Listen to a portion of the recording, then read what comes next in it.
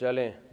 وعن عائشة رضي الله عنها قالت أمر رسول الله صلى الله عليه وسلم ببناء المسجد في الدور وينظف ويطيب. فی الدور، دار کی جمع دور آتی ہے. بسم اللہ الرحمن الرحیم. حدیث نمبر 717 حضرت عائشہ رضی اللہ تعالیٰ عنہ سے روایت ہے کہ رسول اللہ صلی اللہ علیہ وسلم نے گھروں میں مسجد بنانے کا حکم دیا. وَأَن يُنَظَّفَ وَأَن يُتَطَيَّبَ، اور اس کا حکم دیا کہ ان کو صاف اور پاک رکھا جائے. تو گھر کے اندر مسجد بنانے کا مطلب یہ ہے کہ گھر میں ایک کمرہ ایسا ہونا چاہیے جو نماز کی جگہ ہو. یہ جو حنفیہ کے ہاں عورت کا اعتکاف کا مسئلہ ہے نا گھر میں، یہ مطلق گھر میں نہیں ہے، یہ گھر کے اس کمرے میں جس کو اس نے نماز کی جگہ بنایا ہوا ہے. اب تو گھروں میں کوئی ٹی وی لانچ تو ہوتا ہے لیکن نماز روم کوئی ہوتا ہی نہیں ہے. مہمانوں کا کمرہ بھی ہوگا، بیڈ روم الگ ہوگا، کچن الگ ہوگا، واش روم الگ ہوگا، ہر جگہ کا کمرہ ہے. بچوں کا روم الگ ہوگا لیکن نماز کا روم مارکیٹ سے شارٹ. چلے. حديث نمبر 718 وعن ابن عباس رضي الله عنهما قال قال رسول الله صلى الله عليه وسلم ما أمرت بتشييد المساجد قال ابن عباس لتزخرفنها كما زخرفت اليهود والنصارى. عبداللہ بن عباس رضی اللہ عنہما سے روایت ہے رسول اللہ صلی اللہ علیہ وسلم نے فرمایا میں مسجدوں کی تشدید کا تمہیں حکم نہیں دیتا. تشدید کا معنی مزین کرنا. ابن عباس فرماتے ہیں یعنی اس کا مطلب یہ لتزخرفنها، تم اس کو مزین کر دو جیسے کہ یہود و نصارہ کیا کرتے تھے. جیسے مسجدوں میں مہنگے مہنگے فانوس اور دیواروں پہ نیلے پیلے کلر. آپ دیکھو بعض مسجدوں کی الحمدللہ یہدیکم اللہ ویصلح بالکم. تو مسجدوں میں آپ دیکھو نا کہ کیا حساب چل رہا ہے آج کل. سادہ مسجد اچھی ہوتی ہے. چلیں. حديث نمبر 719 وعن انس رضي الله عنه قال قال رسول الله صلى الله عليه وسلم ان من اشراط الساعه ان يتباهى الناس في المساجد. حضرت انس. اچھا کمال کی بات ہے مسجدوں میں کروڑوں روپے خرچ ہو جائیں گے دیواروں پہ اور وہ فانوس اور یہ سب چیزوں پہ، لیکن جو کام کی چیز ہے مائک اس پہ وہ خراب ہوگا ہمیشہ. ہر مسجد کا حقیقت ہے وہ خراب ہوگا.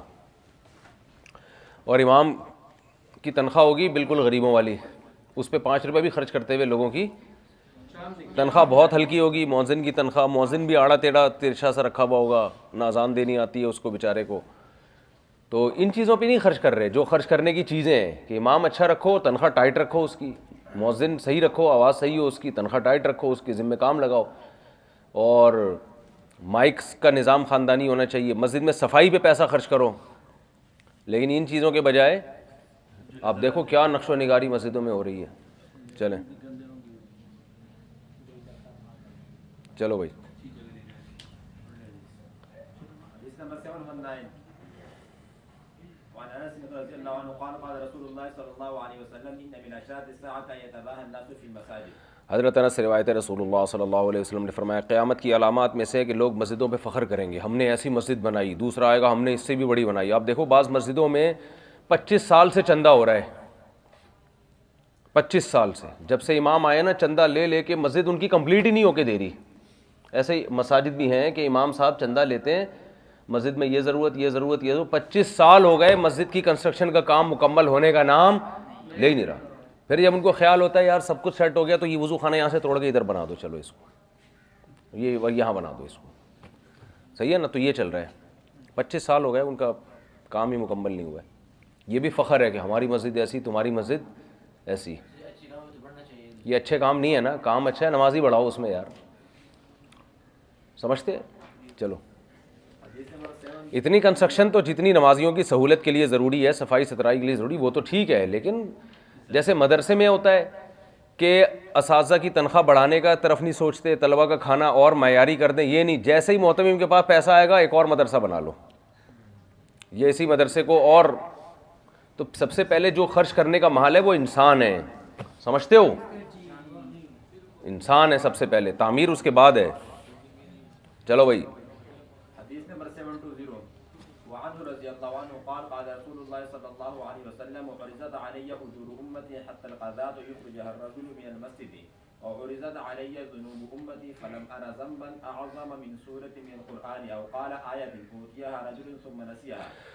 حضرت انس روایت رسول اللہ صلی اللہ علیہ وسلم نے فرمایا میری امت کے اجر مجھ پر پیش کیے گئے، یعنی اجر کے کام، یہاں تک کہ کوئی کنکر اگر کوئی مسجد سے نکالتا ہے تو یہ نیکی بھی مجھے دکھائی گئی. یعنی یہ بھی نیکی کا کام ہے کہ مسجد سے ایک آپ تھوڑا سا بھی کچرا کوئی پڑا ہوا ہو آپ اس کو نکال دیں, کنکر نکال کے پھینک دیں, آپ ایک تنکا نکال کے پھینک دیں. ہاں قضا تو میرا خیال ہے تنکے کو کہتے ہیں نا, قضا تنکا کو کہتے ہیں, ایک تنکا بھی نکال دیں. وَعُرِضَتْ عَلَيَّ ذُنُوبُ أُمَّتِي, اور میری امت کے گناہ مجھ پر پیش کیے گئے. میں نے سب سے بڑا گناہ جو دیکھا وہ قرآن کی ایک صورت یا آیت ہے جو اللہ نے کسی بندے کو سکھائی اور وہ اس کو بھول گیا. تو یہاں راجح قول کے مطابق بھولنے سے مراد حفظ کر کے بھولنا مراد نہیں ہے. بھولنے سے مراد یا تو پڑھنا بھول جائے اس کو. پہلے زمانے میں تو یہ بہت اتنا رائج نہیں تھا لکھنا پڑھنے کا طریقہ, تو کسی کو آتا ہو قرآن دیکھ کے پڑھنا وہ دیکھ کے بھی بھول جائے, اتنا غافل ہو جائے. یا اس سے مراد یہ ہے کہ اس پر عمل کرنا بھول جائے, اس کو اللہ کا حکم پتہ چلا اور عمل نہ کرے. تو بہرحال جمہور علماء کے نزدیک اس سے مراد یہ نہیں ہے کہ آپ نے کوئی قرآن کی آیت حفظ یاد کی اور آپ بھول گئے, حفظ بھول گئے اس کا, تو وہ اس وعید شدید میں داخل نہیں ہے. کیونکہ بہت سے لوگ اس چکر میں یاد ہی نہیں کرتے قرآن کے کہیں بھول نہ جائیں. تو کوئی بات نہیں یار, یاد کرو, یاد کر کے بھولنے سے پھر بھی کچھ نہ کچھ یاد رہتا ہے, مناسبت پیدا ہو جاتی ہے. چلیں, بہرحال نعمت کی ناقدری تو ہے, اگر یاد کر کے بھی بھول جائے تو نعمت کی ناقدری میں تو کوئی دو رائے نہیں ہو سکتی. حدیث نمبر 721 وعن بريدة رضي الله عنه قال قال رسول الله صلى الله عليه وسلم بشر المشائين في الظلم إلى المساجد بالنور التام يوم القيامة. حضرت بریدہ رضی اللہ عنہ سے روایت ہے, رسول اللہ صلی اللہ علیہ وسلم نے فرمایا, اندھیروں میں مسجدوں کی طرف چلنے والوں کو خوشخبری سنا دو قیامت کے دن کامل نور کی. جب صراط پل پہ چلیں گے نا تو اس میں قرآن میں آتا ہے نا کہ ان کے سامنے نور ہوگا, تو جو اندھیروں میں مسجد جائے گا اللہ اس کے سامنے نور پیدا کرے گا. حدیث نمبر 723 آج کل اس میں صرف فجر کی نماز رہ گئی ہے, عشاء میں تو اندھیرے ہوتے ہی نہیں, بلکہ عشاء میں تو لوگوں کی فجر شروع ہوتی ہے آج کل. چلیں, حدیث نمبر 723 وعن ابي سعيد الخدري رضي الله عنه قال قال رسول الله صلى الله عليه وسلم اذا رايتم الرجل يتعاهد المسجد فاشهدوا له بالايمان فان الله يقول انما يعبر مساجد الله من امن. حضرت ابو سعید خدری رضی اللہ عنہ سے روایت ہے, رسول اللہ صلی اللہ علیہ وسلم نے فرمایا, جب تم کسی کو دیکھو کہ مسجد کا بہت خیال کرتا ہے, یعنی مسجد پابندی سے جاتا ہے, تو فرمایا کہ اس کے لیے ایمان کی گواہی دو, اس لیے کہ اللہ فرماتے ہیں مسجدوں کو وہی تعمیر کرتے ہیں جو اللہ اس کے رسول پر ایمان رکھتے ہیں. تو تعمیر میں اس کی کنسٹرکشن بھی داخل ہے, اور تعمیر سے مراد آباد کرنا, نمازیوں سے اس کو آباد کرنا, یہ بھی داخل ہے. چلیں, حدیث نمبر 724 وعن عثمان بن مظعون رضی اللہ عنہ قال یا رسول اللہ اذن لنا فی الاختصاء. فی الاختصاء, آپ حمزہ وصلیہ غلط پڑھتے ہو اکثر, فی الاختصاء نہیں ہے, فی الاختصاء. فی الاختصاء فی الاختصاء اصل میں تھا فی الاختصاء, تو الف لام کا الف گر جائے گا وصلیہ ہونے کی وجہ سے, پھر لام ساکن اور لام بھی ساکن ہے اور خا بھی ساکن ہے. خا ہے نا, لام اور خا دونوں ساکن ہیں. جب دونوں ساکن کلمے کے شروع میں ہوتے ہیں تو ان میں جو پہلا ہوتا ہے اس کو کسرہ دیا جاتا ہے, یہ حرکت دی جاتی ہے اس کو. سمجھتے ہو التقاء ساکنین کا قانون یاد نہیں ہے کیا؟ الساکن اذا حرک حرک بالکسر, جب التقاء دو ساکن اکٹھے ہوتے ہیں نا تو دیکھا جائے گا کہ کلمے کے شروع یا آخر میں ہے یا درمیان میں ہے. تو اگر کلمے کے شروع میں آ رہے ہیں تو پہلے والے کو کسرہ دیا جاتا ہے. تو فی الاختصاء یوں پڑھا جائے گا. وقال رسول اللہ صلی اللہ علیہ وسلم لیس منا من خصا ولا اختصا ان خصا امتی الصيام خصاء امتی. ان خصاء امتی الصيام فقال اذن لنا في السياحه قال ان سياحه امتی الجهاد في سبيل الله فقال اذن لنا في الترهب فقال ان ترهب امتی الجلوس في المساجد انتظار الصلاه. حضرت عثمان ابن مظعون رضی اللہ عنہ سے روایت ہے, ہم فرماتے ہیں یا رسول اللہ آپ ہمیں اختصا کہتے ہیں کسی طرح سے اپنے آپ کو نامرد بنا دینا, کسی بھی طرح سے, چاہے آپریشن کر کے یا کوئی دوا کھا کے. ہاں, تو حضرت عثمان رضی اللہ تعالیٰ عنہ سے دوسری حدیث میں منقول ہے کہ سفر میں کہتے ہیں کہ ہم پر عورتوں سے دور رہنا, اپنی بیویوں سے دور رہنا بہت شاق گزرتا تھا. جب سفر میں جاتے تھے شہوت کا بہت غلبہ ہو جاتا تھا, تو ظاہر ہے پھر خطرہ ہوتا ہے انسان کو گناہ کا. تو نبی صلی اللہ علیہ وسلم سے آپ نے اجازت مانگی کہ ہم اپنے آپ کو خصی کر لیں تاکہ کوئی گناہ کا خطرہ ہی ختم ہو جائے. تو آپ نے منع کیا اس سے, اور فرمایا تزوجوا الودود الولود فانی مباہی بکم الامم, نکاح کرو اور ایسی عورت سے جو کثرت سے اولاد دے, اس لیے کہ میں تمہاری کثرت پہ فخر کروں گا. اس لیے کہ سفر تو ہر ایک کا ہوگا, اور یہ بھی خطرہ ہے کہ گناہ کا خطرہ بھی ہوتا ہے. تو اب اگر مسلمان قوم یہ کام شروع کر دے تو پھر نسل کیسے بڑھے گی؟ تو اس کا حل یہ نہیں ہے کہ آپ خسی ہو جائیں، اس کا حل یہ ہے کہ آپ کیا کریں، نکاح کریں. تو کثرت سے نکاح کر کے یہ خواہش پوری کی جائے، اور وہ یہ جائز نہیں. تو یہاں اس میں تو یہ ہے. اچھا دیکھو اس حدیث میں بھی وہ اجازت مانگ رہے ہیں، نبی نے اجازت نہیں دی، اور اس حدیث میں بھی اجازت نہیں دی. اس سے استمنا بالید جو ہینڈ پریکٹس ہے نا، اس کا حرام ہونا بھی اس حدیث سے ثابت ہوتا ہے. آج بڑے آرام سے فتویٰ دے دیا جاتا ہے کہ جو شہوت سے مغلوب ہو جائے وہ یہ کام کر لے، اور فقہی عبارات اور جزئی ہر جگہ آپ کو مل جاتے ہیں، یہ ذہن میں رکھنا. سمجھتے ہو جب کوئی کسی چیز کے جائز قرار دینے پہ تل جائے نا، تو آج کل اقوال اس کو مل جائیں گے. تو کہیں بھی ہمیں قرآن و سنت میں اس کا اتنا سا بھی جواز نہیں ملتا. حالانکہ عثمان ابن مظعون سفر میں اتنے مجبور ہیں کہ آپ سوچو کہ جو شخص یہ مطالبہ کر رہا ہو کہ مجھے آپ اجازت دیں میں اپنے آپ کو خسی کر لوں، یعنی یہ قوت ہی ہمیشہ کے لیے ختم کر لوں، تو کتنے مجبور ہوں گے، شہوت کا کتنا غلبہ ہوگا. تو اگر یہ ہینڈ پریکٹس جائز ہوتی تو کتنے آسان حل تھا اس کا. کیا خیال ہے؟ بہت آسان حل تھا نا اس کا، کہ بھئی یہ کام کر لو تو شہوت کو تسکین ہو جائے گی. لیکن اس کی کہیں بھی نہیں ہے، نہ صحابی کا ذہن گیا اس طرف، نہ نبی صلی اللہ علیہ وسلم نے فرمایا. تو ایک ہی حل ہے نکاح، اس کے علاوہ کچھ نہیں. اب اس میں حکمت کیا ہے کہ اللہ نے اتنی شہوت کا مرد پہ غلبہ رکھا، یہ اس لیے رکھا ہے، امام غزالی نے بڑی زبردست بات لکھی ہے کہ نکاح انسان کے کنٹرول میں نہیں رکھا اسلام نے. سمجھ رہے ہیں؟ یعنی اگر نکاح ہمارے کنٹرول میں ہوتا، ہم جب چاہیں نکاح کریں اور جب چاہیں بچے پیدا کریں، تو یہ جو قدرت کا ایک نظام ہے نا، یہ خراب ہو جاتا. امام غزالی نے بڑی زبردست بات لکھی ہے کہ اللہ نے مرد پہ شہوت کو مسلط کیا کہ نہ چاہتے ہوئے بھی نکاح کرے، باڈی کی ریکوائرمنٹ بنا دیا اس کو، تاکہ یہ آپ کے کنٹرول میں نہ رہ کے جب آپ چاہیں گے جس عمر میں آپ شادی کریں گے، نہ آپ مجبور ہو کے نکاح کرو گے. یعنی پڑھائی ہو گئی، پیسہ کمانا ہو گیا، یہ عذر شریعت نہیں مانتی، اللہ نہیں مانتا. اللہ کہتے ہیں ہم نے تمہارے اوپر یہ چیز مسلط ایسی کر دی ہے کہ تمہارے لیے نکاح کے بغیر گناہ سے بچنا مشکل بنا دیا ہم نے، تو مجبور ہو کے کرو گے تم. تو اس میں اللہ مفتیوں کے ہاتھ میں نہیں دے رہا، نہ ڈاکٹروں کے ہاتھ میں دے رہا ہے، نہ حکومت کے ہاتھ میں یہ سسٹم دے رہے ہیں کہ گورنمنٹ جب کہے گی یا علماء کرام جب مشورہ دیں گے آپ کو 20 سال میں شادی کرنی چاہیے، 25 سال میں. اللہ کہتے ہیں ان سے کسی سے پوچھنے کی ضرورت نہیں ہے، تم پر شہوت ایسی میں مسلط کروں گا کہ تم نہ چاہتے ہوئے بھی تم نکاح کی طرف جاؤ گے. بولو گے بھائی یہ میری، جیسے روٹی جو ہے نا، روٹی جب بھوک لگتی ہے آپ کو، تو اب یہ نہیں ہوتا کہ آپ ڈاکٹر سے پوچھیں روٹی کھانی چاہیے یا علماء سے پوچھیں کہ کل میرا پیپر ہے میں تیاری کروں یا کھانا کھا لوں. بھوک آپ کو اتنا ستائے گی آپ بولے گی بھاڑ میں جائے ساری چیزیں ایک طرف، میں پہلے پیٹ کی آگ بجھاؤں اپنی. یہ قدرت کا نظام ہے. تو اسی طرح اللہ نے مرد پہ شہوت کو مسلط کیا ہے کہ اس میں یہ جو دنیا کے فلاسفر ہیں، چاہے وہ علماء ہوں، چاہے وہ سائنٹسٹ ہوں، چاہے وہ اسکالرز ہوں، کوئی بھی ہوں، اللہ نے مسلط کر دی شہوت آپ کے اوپر. اللہ نے کہا ان سے کسی سے پوچھنے کی ضرورت نہیں ہے، تمہارا دماغ خراب ہو جائے گا اگر تم نے نکاح نہیں کیا، جو کہ ہو رہا ہے لڑکوں کا. تو یہ قدرت کی طرف سے. اور پھر امام غزالی نے لکھا کہ پھر نکاح کے بعد اللہ نے میاں بیوی پہ شہوت مسلط کی تاکہ ان کا ملاپ، یہ شہوت سے مجبور ہو کے ملاپ کریں اور یہ ملاپ نسل کے بڑھانے کا ذریعہ بنے.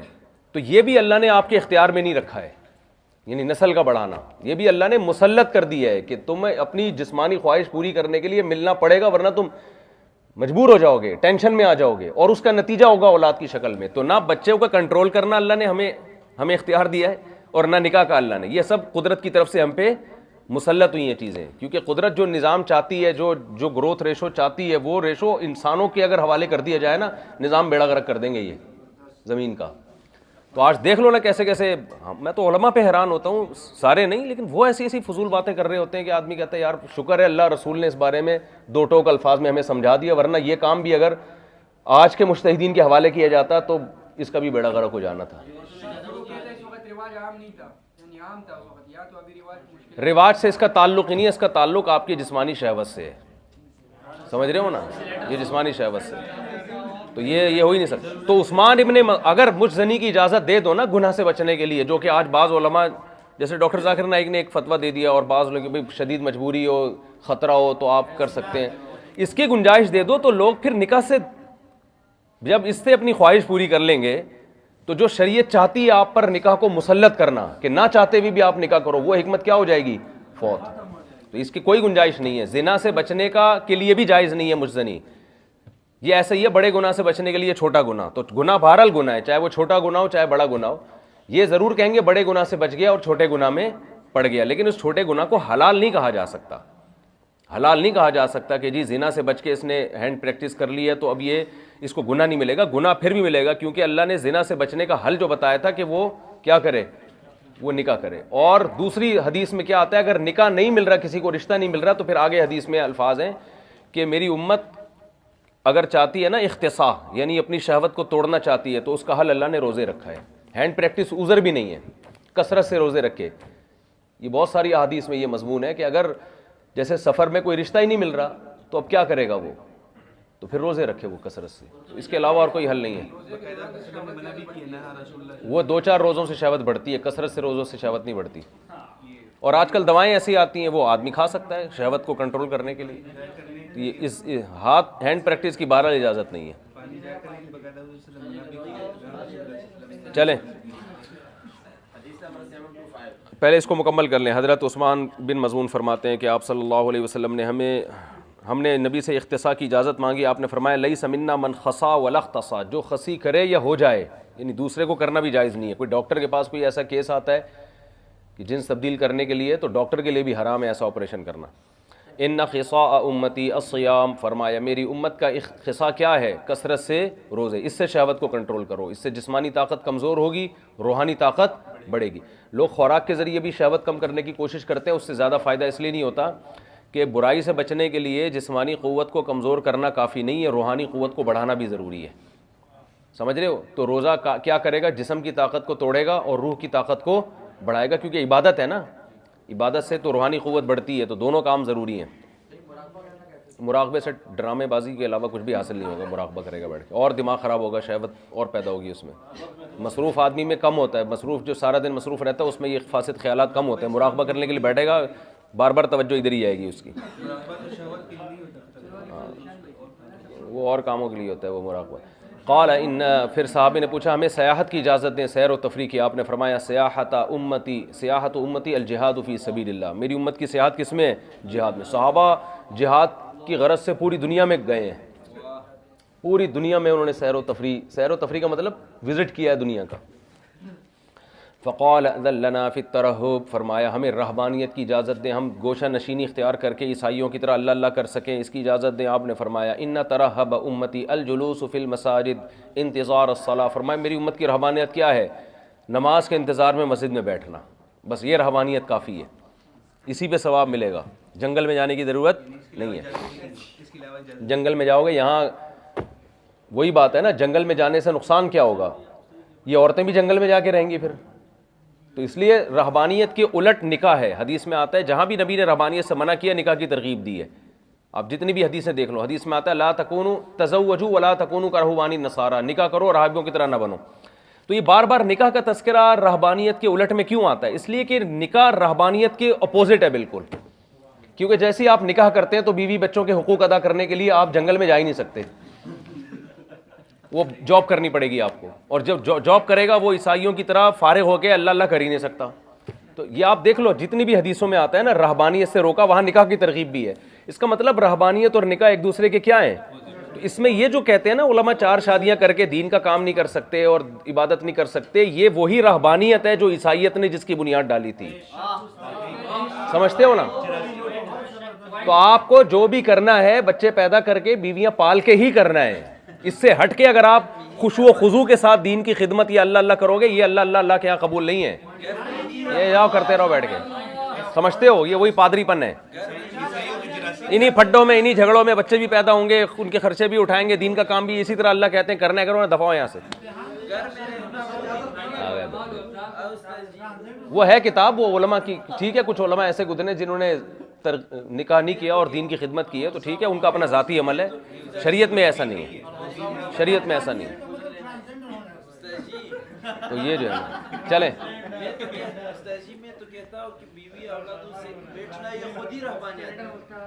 اور کیا, بالکل صحیح کیا آپ نے.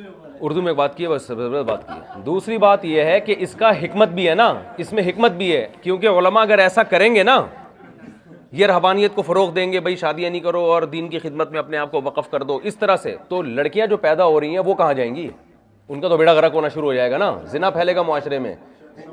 تو اس لیے اسلام نے کہا بھائی جو لڑکیاں پیدا ہوں گے ٹھکانہ دو, نکاح کرو, دوسروں کو بھی ترغیب دو, ان کا خیال کرو. سمجھتے ہو کہ نہیں سمجھتے ہو؟ تو یہ تو کرنا ہی کرنا ہے. اس لیے میں نے جو کتاب لکھی ہے نا اس میں یہ ثابت کیا کہ 4 شادیاں اصل ہے, یہ اصل ہے. 3 یا 2 یا 1 پر اکتفا ہوا ہے جس میں قوت نہ ہو, طاقت نہ ہو, عدل نہ کر سکے, یہ اس کے لیے, ورنہ اصل تو یہ تو کرنا ہی کرنا ہے. اب لوگ مجھے کہتے ہیں آپ کو چوتھی کی کیا ضرورت ہے؟ سنو میری بات, لوگ مجھے کہہ رہے ہیں آپ کو کیا ضرورت ہے چوتھی کی. میں کہہ رہا ہوں یہ سوال اس سے پوچھا جائے جو 4 نہیں کر رہا کہ تجھے کیا ٹینشن ہے کہ تو چوتھی کیوں نہیں کر رہا. یہ سوال مجھ سے نہیں, یہ تو کرنا ہی ہے, تو شریعت کا حکم ہے, یہ ضرورت کی وجہ سے تھوڑی ہے. اتنی بات ہے جو سمجھ میں آ نہیں رہی ہے, یہ تو کرنی ہے بھائی. یہ وہ نہیں کرے جس کو رشتہ ہی نہ مل رہا ہو, وہ نہ کرے. جیسے اب تک مجھے نہیں ملا تو میں نے نہیں کی, جیسے ملے گا کریں گے فوراً. یہ تو اسلام ہے بھائی, اسلام کہہ رہا کرنی ہے, کرنی اصل ہے, نہیں کرنے کی ریزن ہونی چاہیے. اور یہ جو اجمیوں میں یہ آیا ہے نا سیٹ اپ بیوی کے معاملے میں قناعت, اس کے جو عذاب تباہ کاریاں معاشرے میں آئی ہے نا, وہ ان پہ 100 کتابیں بھی لکھیں تو کم ہیں. تھوڑا بہت دین کا کام تو ہو گیا تھوڑا بہت, لیکن جو دین کا بیڑا غرق ہوا ہے نا, جو بے حیائی کی صورت میں, علماء میں کہتا ہوں ساری 100 سال میں بھی اس بے حیائی کو کنٹرول نہیں کر سکتے جو ایک بیوی والے نظام کی وجہ سے معاشرے میں بے حیائی پھیلی ہے.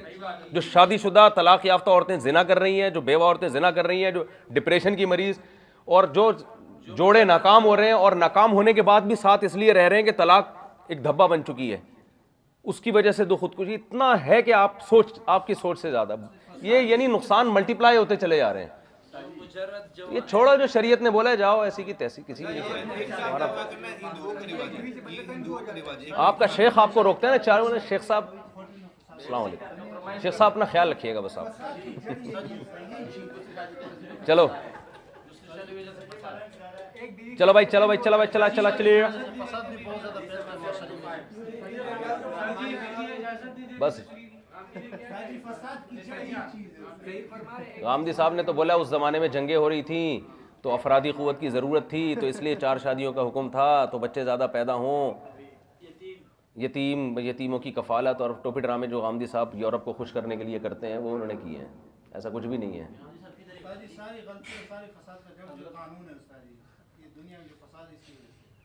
شکریہ آپ کا. چلے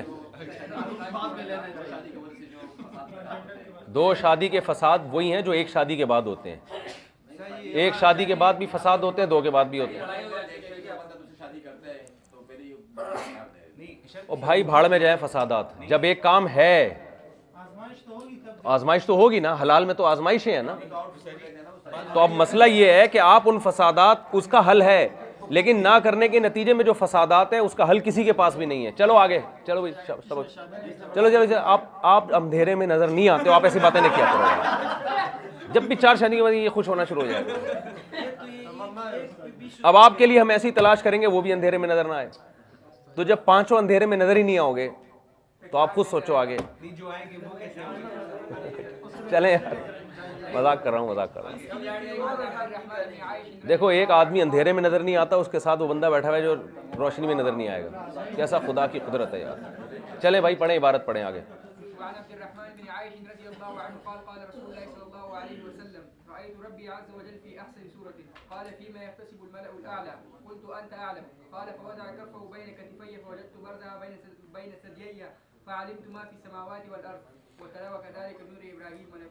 حضرت عبدالرحمن بن عائش رضی اللہ عنہ سے روایت ہے, رسول اللہ صلی اللہ علیہ وسلم نے فرمایا میں نے اپنے رب کو سب سے اچھی صورت میں دیکھا. پھر فرمایا فیما یختصم الملأ الاعلی, اللہ نے پوچھا بتاؤ یہ جو ملأ اعلیٰ ہیں یعنی فرشتے ہیں اللہ کے درباری, یہ کیا بات کر رہے ہیں, کیا بحث کر رہے ہیں. میں نے عرض کیا اے اللہ تو زیادہ جانتا ہے. تو اللہ نے اپنے ہتھیلی کو میرے دونوں کندھوں کے درمیان رکھا اور میں نے اس کی ٹھنڈک کو اپنے سینے میں محسوس کیا, اور میں جو کچھ آسمانوں میں اور زمینوں میں تھا وہ میں نے جان لیا. پھر نبی صلی اللہ علیہ وسلم نے یہ آیت تلاوت کی وَكَذَلِكَ نُرِي إِبْرَاهِيمَ مَلَكُوتَ السَّمَاوَاتِ وَالْأَرْضِ وَلِيَكُونَ مِنَ الْمُوقِنِينَ. ہم نے اسی طرح ابراہیم علیہ السلام کو زمین آسمان کی نشانیاں دکھائیں تاکہ ان کا یقین بڑھ جائے. تو اللہ نے بھی اپنے نبی کو اس طرح زمین آسمان کی نشانیاں دکھائیں. تو اب اس کا یہ مطلب نہیں ہے کہ آپ عالم الغیب بن گئے. ظاہر ہے تو قرآن میں جگہ جگہ اس کی نفی کی گئی ہے نا. تو ما فی السماوات والارض سے کلی علم مراد نہیں ہے, جو بھی ضروری چیزیں تھیں آسمان زمین کی وہ بتائی گئیں. اگر یہ حدیث کی سند صحیح ہو, اگر اس کی سند صحیح مان لی جائے تو ہے یہ ساری بحث. اول تو سند ہی کی تحقیق نہیں ہے, آپ اس کی سند دیکھ کر آؤ کل حدیث کی نا، کیونکہ بعض لوگ عالم الغیب یہاں سے نکالتے ہیں. آپ کے ذمے اس کی سند دیکھنا. کیا لینڈ کروزر میں جاؤ، آج ڈرائیور کو بلاؤ اور W11 میں بیٹھ کے آپ مطالعہ کرو، ٹھیک ہے؟ تو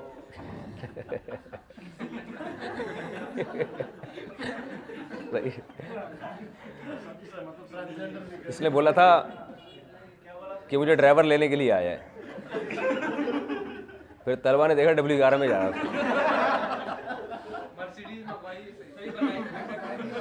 یہ پیار سے W11 کو وہ مرسیڈیز بولتے ہیں یا لینڈ کروزر بولتے ہیں.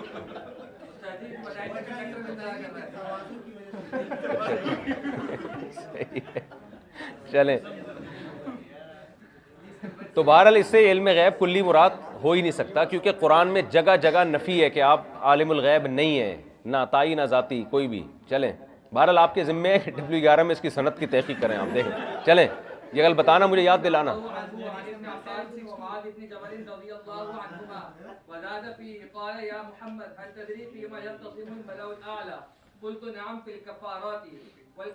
میں نے عرض کیا کہ ہاں یہ کفارات یعنی وہ چیزیں جو گناہوں کو معاف کرنے والی ہیں، ان کے بارے میں فرشتے بحث کر رہے ہیں. اور کفارات کے المکث فی المساجد، مسجدوں میں بیٹھنا نماز کے انتظار میں، نماز کے بعد. والمشی علی الاقدام الی الجماعات، جماعت کی نماز میں پیدل چل کے جانا. دیکھو حدیثوں میں بہت ترغیب ہے پیدل چل کے جاؤ. اس سے اتنی بات تو ثابت ہوتی ہے کہ سواری پہ نماز کے لیے جانے سے افضل کیا ہے؟ پیدل چل کے جانا. یہ بات تو ثابت ہوتی ہے. شاید اس میں یہ بھی حکمت ہوگی، شریعت چاہتی ہم پیدل چلا کریں، یہ بھی حکمت ہوگی اس میں. اور مشکل وقت میں مکمل وضو کرنا، جیسے سردیوں میں بہت ٹھنڈا پانی ہو، وضو بہت مشکل لگ رہا ہوتا ہے. فمن فعل ذلك عاش بخير ومات بخير جی، وكان من خطيئته كيوم ولدته امه، ایسے بن جائے گا جیسے آج اس کی ماں نے اس کو جنا ہو. وقال يا محمد اذا صليت فقل اللهم اني اسالك فعل الخيرات. نماز کے بعد یہ دعا سنت ہے، اللہم انی اسألک فعل الخیرات، اے اللہ میں نیکیوں کا عمل تجھ سے مانگتا ہوں، وترک المنکرات، برائیوں کا ترک، حب المساکین، غریبوں کی محبت تجھ سے طلب کرتا ہوں. فَإِذَا أَرَدْتَ بِعِبَادِكَ فِتْنَةً فَاقْبِضْنِي إِلَيْكَ غَيْرَ مَفْتُونٍ. جب کسی قوم کا فتنے کا ارادہ کرے تو مجھے پہلے اٹھا لے وہاں سے، اس علاقے سے، مجھے موت دے دے پہلے ہی فتنے سے. اور درجات کیا؟ انہیں رفع درجات کا کون سی چیز ذریعہ ہے؟ سلام کو پھیلانا، کھانا کھلانا لوگوں کو، اور لوگ جب سو رہے ہوں راتوں میں اٹھ کے اس وقت نماز پڑھنا. چلیں، ولفظ هذا الحديث كما في المصابيح لم أجده عن عبد الرحمن إلا في شرح السنة. عن ابی امامہ رضی اللہ عنہ قال قال رسول اللہ صلی اللہ علیہ وسلم ثلاثۃ کلهم ضامن علی اللہ. تین آدمیوں کی اللہ نے ذمہ داری لی ہے. رجل خرج غازیا فی سبیل اللہ فهو ضامن علی اللہ. وہ آدمی جو اللہ کے راستے میں جہاد میں نکلے وہ اللہ اس کا ذمے میں ہے، حتی یتوفاہ، یہاں تک کہ اس کی موت ہو جائے، اللہ اس کو جنت میں داخل کرے گا. او یردہ بمال نال من آخر او غنیمت، یا اللہ اس کو غنیمت کے ساتھ لوٹائے گا، یا تو جنت میں پہنچائے گا، یا اللہ اس کو غازی بنا کے مال غنیمت عزت کے ساتھ لوٹائے گا. جو آدمی اللہ کی راہ میں جہاد میں کرتا ہے تو فتح ہو جائے تو بھی عزت، شہید ہو جائے تو بھی عزت، واپس لوٹے تو بھی عزت، اس کو عزت ملتی ہے، قوم پروٹوکول دیتی ہے. تو ہمارے فوجی بارڈر پہ لڑ رہے ہوتے ہیں نا، جب واپس آیا کریں یا تشکیل کے بعد آیا کریں تو ان کو اپریشیٹ کرنا چاہیے. آج مسئلہ استاد صاحب ایک دفعہ بڑے فکر سے فرما رہے تھے، جس طرح جو فوجیوں کی ہر چیز میں کیڑے نکالے جا رہے ہیں نا، تو استاد صاحب کہہ رہے تھے اس سے فوج کا مورال بہت ڈاؤن ہوتا ہے. کہ عوام جب گالیاں دیتی ہے نا، آپ ٹی وی اینکر بھی دیکھیں، ہر وقت فوج کے خلاف جو اینکر بیٹھے ہیں، اس سے کہا ان کو پتہ نہیں ہے کہ اس سے فیوچر میں ملک کو نقصان کتنا ہوگا. کیونکہ جو فوجیوں کو موٹیویشن چاہیے نا، وہ جب عوام کی طرف سے نہیں ملتی تو لڑنے کا جذبہ ختم ہو جاتا ہے. سمجھتے ہو؟ تو آج بھی اب دیکھو یہ دسمبر ہے، کون سا مہینہ ہے، تو اس میں کتنی شدید سردیوں میں کیسے پہاڑوں پہ چڑھے ہوئے ہیں لوگ. تو یہ بڑی حوصلے کی بات ہے. تو خامیاں اپنی جگہ ہیں، لیکن یہ جو بڑا کام تو کر رہی ہے نا فوج، تو ان کو اس پہ تو اپریشیٹ کرنا چاہیے کہ بھائی یہ ملک سنبھالا ہوا ہے، بارڈر سب. بھائی نیت پر اعتبار کیا جائے گا، پوری بحث نیت پہ. جب کسی کا عمل اچھا ہے تو اس کی اچھی نیت ہی سمجھی جائے گی. اب میں اور آپ ٹھیکیدار نہیں ہے کہ اس کی نیت پہ آپ عیب تلاش کریں. سمجھتے ہو؟ یہ تو پھر ہماری نیت پہ بھی شبہ کرو کہ استاد جی حدیث پڑھا رہے ہیں تو پتہ نہیں ہو سکتا استاد جی کی نیت وظیفہ لینا ہو. مؤذن کی نیت پہ بھی شبہ کرو، مفتی کی نیت پہ بھی. دارالفتہ میں جتنے اساتذہ بیٹھے ہیں بیچارے افتاء کا کام کریں، ان کو وظیفہ ملتا ہے. تو یہ تو سارے پھر تو سارا A to Z سارا نصاب ہی غلط. پھر تبلیغ میں جو 4 مہینے جا رہا ہے اپنے خرچے پہ، اس کی نیت پہ بھی ہو سکتا ہے تفریح کی نیت سے جا رہا ہوں، ٹور پہ گیا ہوا، اس نے سوچا چلو یہ کیا بول رہا ہے بھائی. کیا ہے؟ یہ غلط ہے، یہ کوئی رپورٹ نہیں ہے. چلے تو حدیث میں بڑی فضیلت ہے، مجاہد کی بڑی فضیلت ہے. تو اسلامی ملکوں کے بارڈر کی حفاظت کرنے والا اگر مجاہد نہیں ہے تو پھر کیا ڈیفینیشن ہے مجاہد کی؟ یہ ہم کون ٹھیکیدار اپنی طرف سے؟ ہم جب کر رہے ہو تو بہت بڑا جہاد ہے، اعلیٰ ترین. وہی ایک پینٹ والا کر رہا ہو تو چونکہ پینٹ پہن کے کر رہا ہے تو وہ نہیں ہے. یہ بہت بڑا مسئلہ ہے. چلو یہ خوارج کا ذہن ہے، بالکل صحیح کہا انہوں نے، پہلی دفعہ صحیح بات کی ہے. چلے عن ابي امامه رضي الله عنه قال قال رسول الله صلى الله عليه وسلم ثلاثه كلهم ضامن على الله رجل خرج غازيا. یہ ہو چکی ہے حدیث نا. اچھا دوسری، من خرج من بیتہ متطہرا الی صلاۃ مکتوبۃ فاجرہ کاجر الحاج المحرم.